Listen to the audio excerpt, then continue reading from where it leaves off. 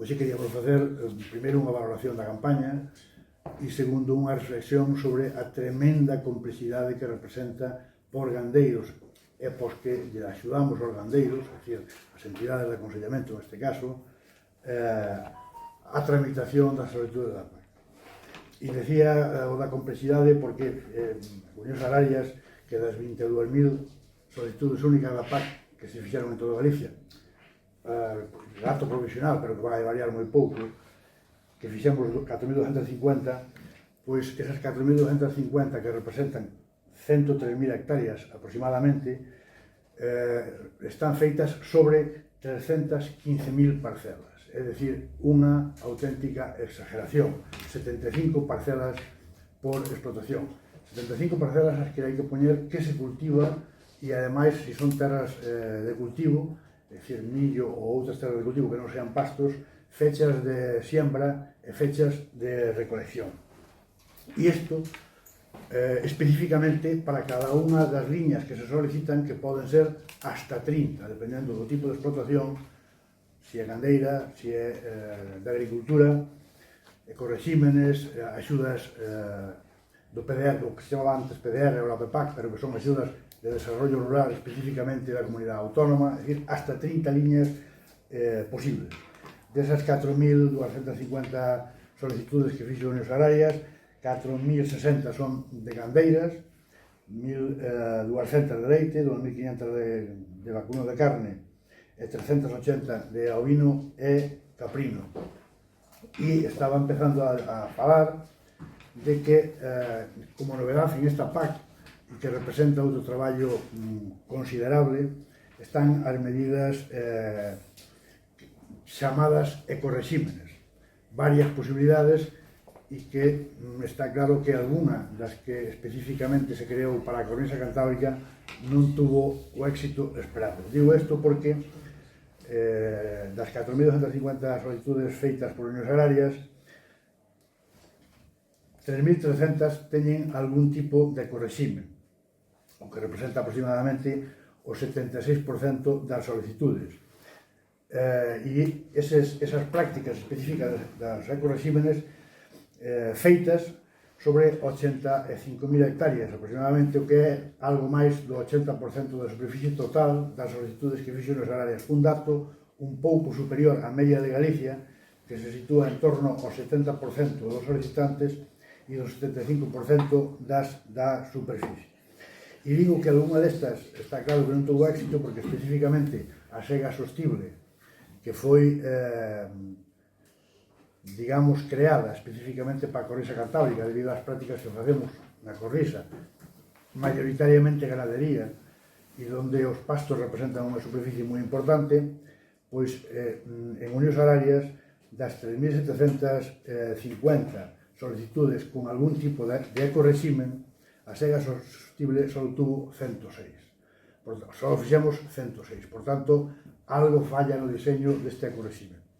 Así, dun modo xeral, os ecorrexímenes que máis éxito teñen entre os gandeiros é o pastoreo extensivo, no caso de Unións Agrarias, con 2.350 solicitudes de pastoreo extensivo, ou a rotación de cultivos, é dicir, o que fan maioritariamente os produtores de leite, que é cultivar pradeira no inverno e millo no verano.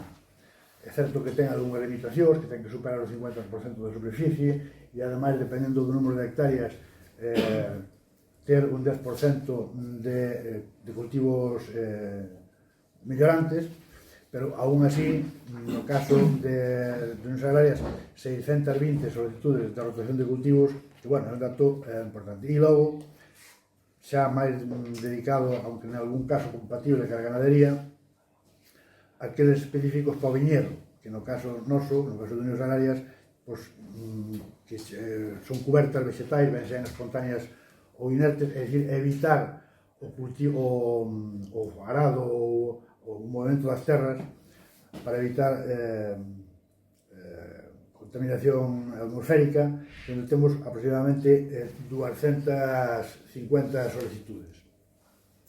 Decir tamén que do conxunto das solicitudes, este tipo de datos non nos podo dar a nivel de Galicia, só temos acceso aos nosos internos, lógicamente. Os generales sí, 22.000 solicitudes, xa de forma máis específica non temos acceso aos datos xerais de Galicia.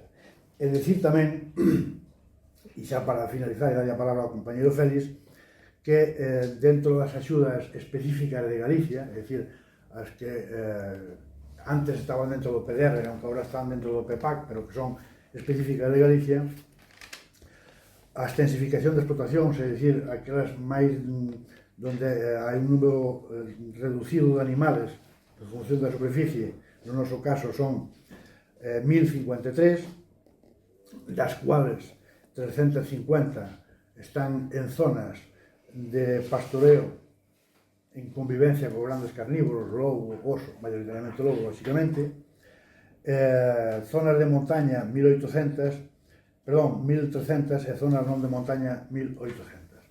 É dicir, somos a segunda entidade de aconsellamento en número de solicitudes en Galicia, bastante por diante da terceira, e solo por detrás dunha entidade bancaria con unha implantación moi importante no rural de Galicia. E por último, aunque logo o meu compañero Félix supoño que afondará nesto. Como vedes, Galicia, isto non é culpa da PAC, lógicamente, pero Galicia ten unhas peculiaridades, a cornisa cantábrica ten unhas peculiaridades específicas que a PAC ten que no futuro reconocer.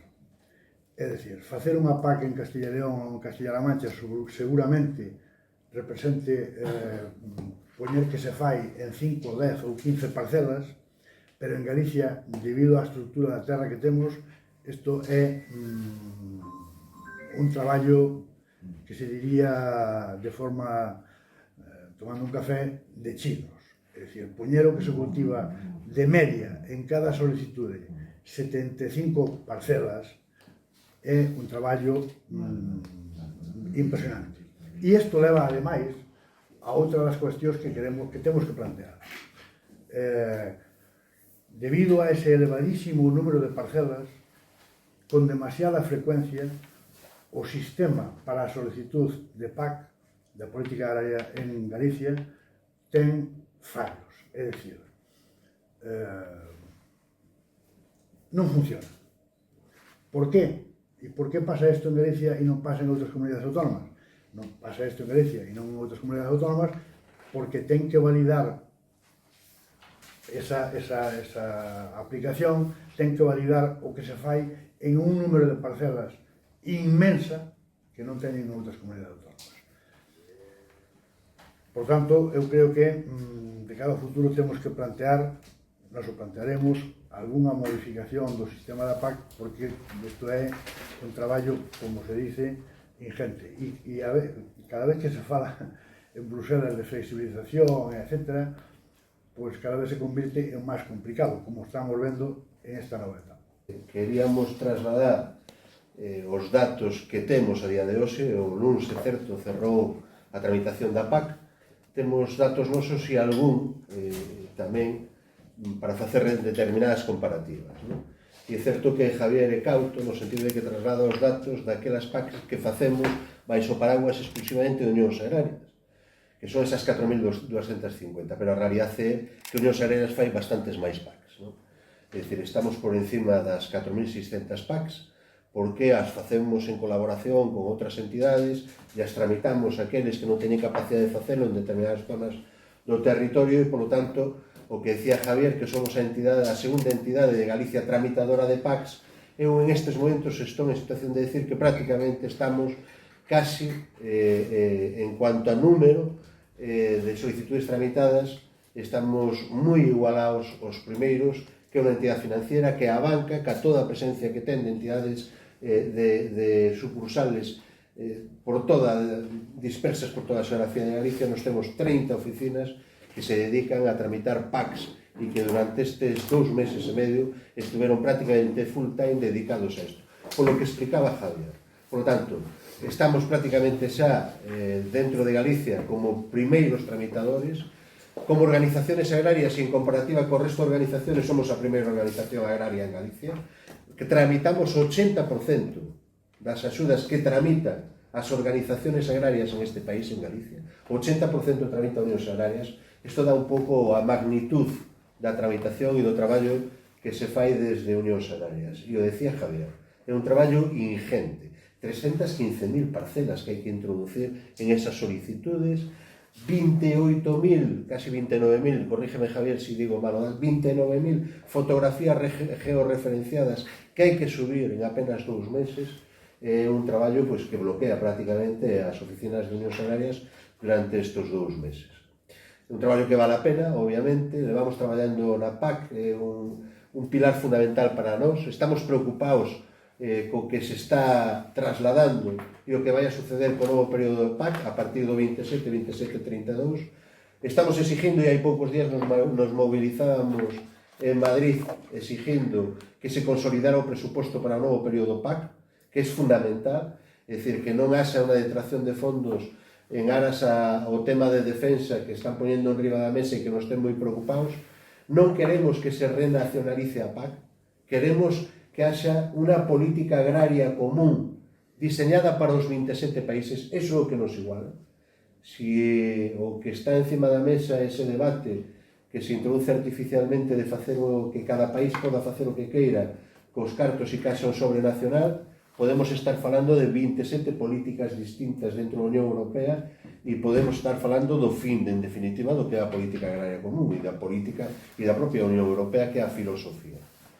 É dicir, sempre o dixemos, as axudas son importantes para consolidar as explotacións, non só son axudas á renta polos baixos precios, sino que son axudas e que todo o mundo teña claro, son axudas ao consumo, aos consumidores.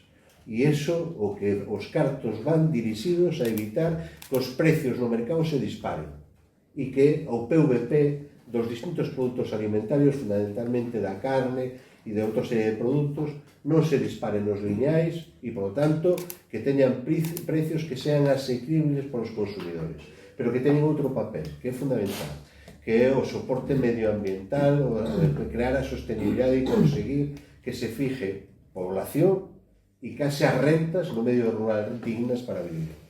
Si non hai este tipo de axudas, e vemos o que está sucedendo en leite, cada ano desaparecen 300 explotacións no noso país, siguen desaparecendo 300 explotacións, e iso significa que detrás desa desaparición o que hai o abandono, o lobo, o lume e a gestión de un territorio que fai o é moito máis caro.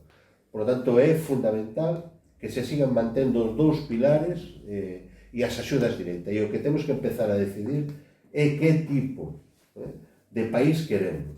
E para iso é fundamental diseñar unha política agraria que vaya dirixida ás persoas, aos territorios.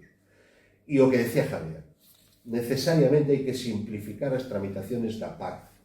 É insostenible esta situación que temos en canto a tramitación. Non só polo número e pola diferencia que hai con outras comunidades autónomas. Tramitar unha PAC en Andalucía é sencillo porque falamos de 2 parcelas, 2 recintos.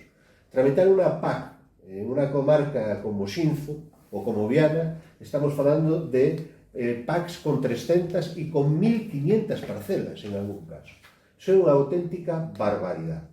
E, por lo tanto, necesitamos que de algún xeito se simplifique.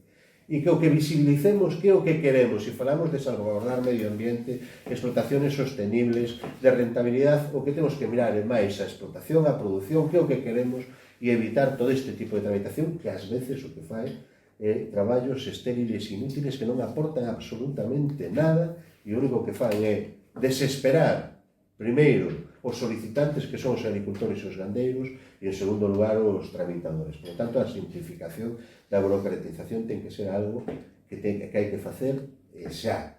E outra das cuestións que para nós é importante é que o programa, de algún sitio que nos encontramos todos os anos con dificultades da tramitación porque se cuelga durante días enteiros, o que leva a desesperación aos tramitadores, de algún xeito se poña e se teña como hai que ter.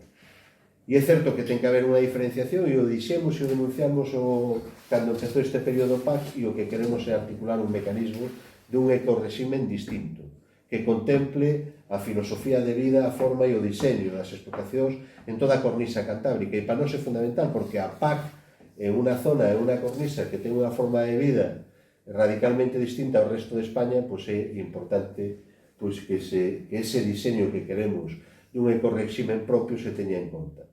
O de Sega, que era o que se tratou de modificar, pois o número de solicitudes que houve neste ano di claramente que non é o diseño que pretendíamos en Galicia, e o que queremos fundamentalmente pois é iso. E o debate que temos encima da mesa é ese.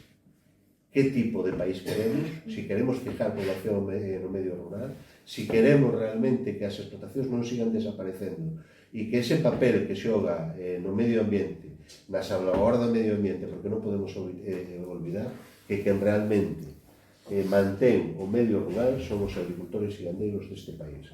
Por tanto, si o que queremos, o que temos que reforzar, que as axudas vayan directamente aos que viven e traballan no medio rural, e ese é o factor, eu creo, máis importante que temos que conseguir nos próximos anos.